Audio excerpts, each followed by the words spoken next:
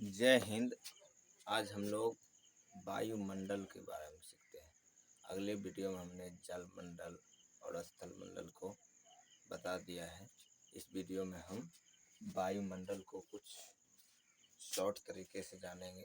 हम लोग NCERT revise कर रहे हैं, NCERT रिवाइज करवा रहे हैं, है कि नहीं। NCERT revise class by class, level by level बढ़ते जाएंगे, है कि नहीं। ये 6 लेवल है, अर्थात छठा लेवल पे। इसमें कुछ ज़्यादा नहीं बताया गया है। जब आप 7th क्लास का पढ़िएगा भूगोल, तो उसमें कुछ विशेष टाइप से वायुमंडल को बताया गया है।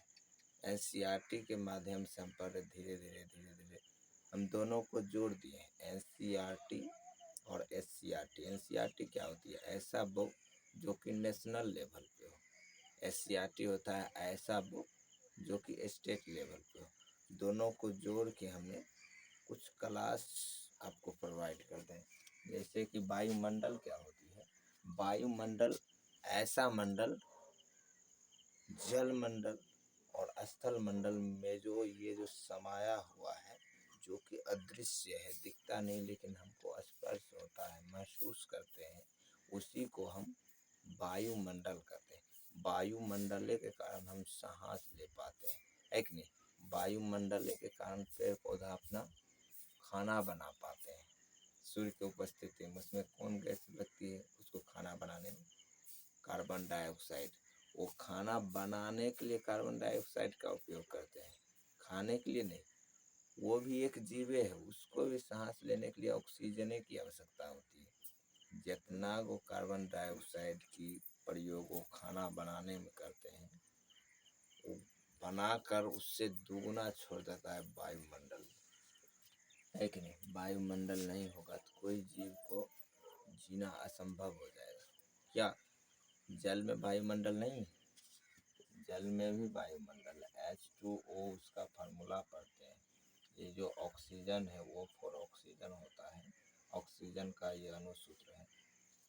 ये ऑक्सीजन के कारण जल में रहने वाले जीव अपना जीवन यापन कर लेते हैं, है कि नहीं। वायुमंडल जो है पृथ्वी सतह से 1000 किलोमीटर, लगभग 1000 किलोमीटर ऊंचे तक फैला हुआ है कि नहीं। उसमें कई वायुमंडल को अपने अपने भागों में बांटा गया है।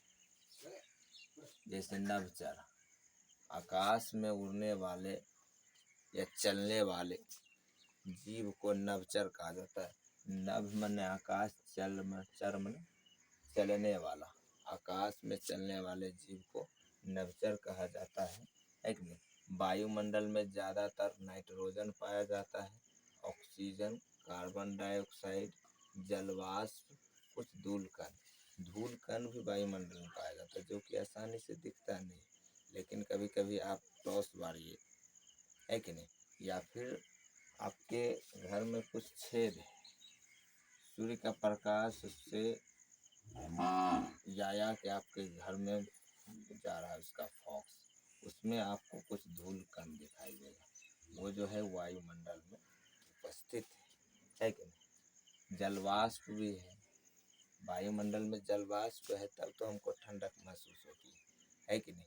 वो जो चपड़ा का कांटा देखते हैं, उसमें पानी दीजिए अथवा नहीं दीजिए, तब पर भी वो बढ़ता है। वो कभी धरती से पानी पीबे नहीं करता, वायुमंडल से पानी को खींच लेता है, जल को खींच लेता है। उसमें ये सिस्टमेटिक पाया जाता है कि नहीं। इसलिए चपड़ा का कांटा जो है, आप आसानी से बुझ जाइएगा, चपड़ा का कांटा रेगिस्तान वाले एरिया में ज़्यादा पाया जाता है। देखिए, वायुमंडल को कई मंडलों में बांटा गया है, जैसे क्षोभ मंडल, समताप मंडल, मध्य मंडल, उष्मा मंडल या आयन मंडल, बहिर्मंडल। कुल लगभग 5 मंडलों में बांटा गया है। क्षोभ मंडल जो है वायुमंडल का सबसे पहला मंडल है, क्षोभ मंडल। इसी में बादल भी होती है। आपका बादल जो भ्रमण करती है क्षोभ मंडल में करता है कि नहीं। क्षोभ मंडल में बादल होती है। आप क्षोभ मंडल से माउंट एवरेस्ट को आसानी से देख सकते हैं। माउंट एवरेस्ट सबसे बड़ा पहाड़, है कि नहीं, 8,848 मीटर ऊंचा है माउंट एवरेस्ट, है कि नहीं। इसके बाद दूसरा मंडल आता है समताप मंडल। समताप मंडल जो होती कुछ ज़्यादा गर्म नहीं होती है, समताप मंडल कुछ ज़्यादा गर्म नहीं होती। यही मंडल में ओजोन भी पाया जाता है।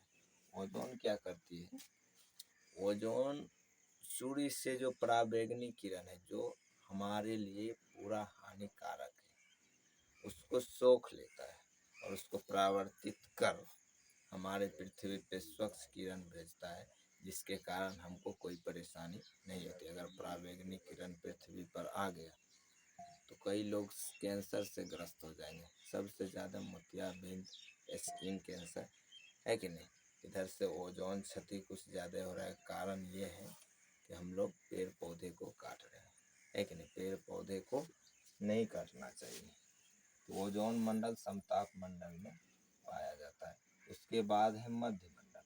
मध्य मंडल अर्थात वायुमंडल के बीच वाले मंडल को मध्य मंडल कहते हैं, कि नहीं। इसी से होता हुआ ये पहले प्रवेश करता है ये उल्कापिंड बहिर्मंडल में, इसके बाद उष्मा मंडल में, इसके बाद मध्य मंडल में। इससे होते हुए उल्कापिंड ये ओजोन में आता है, और ओजोन में इतना सिस्टम है कि उल्कापिंड को नष्ट कर देता है। उल्कापिंड होता क्या है, अंतरिक्ष में ग्रह जो चक्कर लगाता है सूर्य का, वो ग्रह का कुछ टूटा भाग घूरते घूरते पृथ्वी में प्रवेश कर जाती है, जिसके कारण वो वायुमंडल से घर्षण करती है। घर्षण करने के कारण वो आग बन जाती है कि नहीं। आग बन जाने के कारण वो पृथ्वी पे प्रवेश करके नीचे आने लगता है, और ओजोन में इतना सिस्टम है कि उसको वायुव्य मंडल में नष्ट कर देता है। लेकिन आजकल ओजोन मंडल कुछ ज़्यादा नष्ट हो रहा है, जिसके कारण धूप बहुत कड़ा होता है। हम लोग को पेड़ पौधे लगाने की आवश्यकता है। इंडिया में बहुत पेड़ पौधे कम गए हैं। पेड़ पौधे लगाएंगे तो ऑटोमेटिक ओजोन परत छिद्र नहीं होगा, और आसानी से पराबैंगनी किरण भी रोकेगा और उनका पिंड को नष्ट भी करेगा। अच्छा, मध्य मंडल के बाद आता है आयन मंडल। आयन मंडल का दूसरा नाम है उष्मा मंडल। ये मंडल जो होती है गर्म बहुत ज़्यादा होती है कि नहीं। इसमें रहना सबके बस की बात नहीं है। ये उष्मा मंडल बहुत गर्म होती है। इसके आगे जब जाइएगा आप तो बहिर्मंडल होता है। बहिर्मंडल बोले तो वायुमंडल का सबसे बाहरी एरिया को बहिर्मंडल बोला जाता है। बहिर्मंडल में कोई नहीं जाता जल्दी, जिसको अंतरिक्ष में जाना होता है वो बहिर्मंडल को पार करता है। बहिर्मंडल सबसे बाहरी एरिया वाले वायुमंडल है।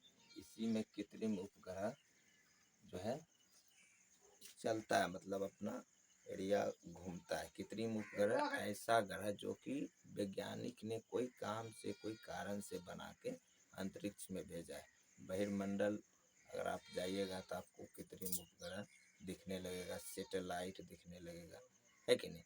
वो सब एक उपग्रह है जो कि वैज्ञानिक खगोल शास्त्री कोई कारण बस या फिर नेटवर्किंग के कारण उसको खुद बना के भेजा है, सोलर सिस्टम लगा के, है कि नहीं। चार्ज करने की आवश्यकता नहीं, और कुछ ऑटोमेटिक अपने से चार्ज होगा और वो चक्कर लगाएगा, है कि नहीं। जो काम होगी पृथ्वी पे उसके स्केच के माध्यम से हम काम करते रहेंगे, है कि नहीं।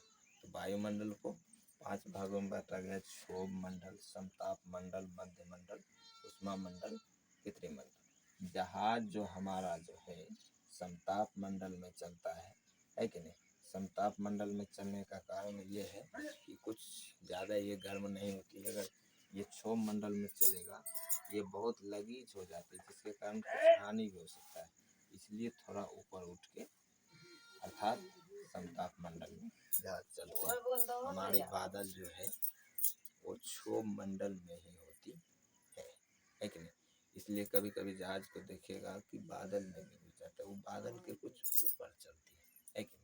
आसानी से जल्दी कोई कारणवश दिक्कत ना हो। रखते हैं यहीं तक। वायुमंडल को जब 7th क्लास का NCERT रिवाइज करवाएंगे इसको और विस्तार से बताएंगे। ये 6 लेवल का था, एनसीईआरटी रिवाइज, है कि नहीं। चलिए यहीं तक रखते हैं।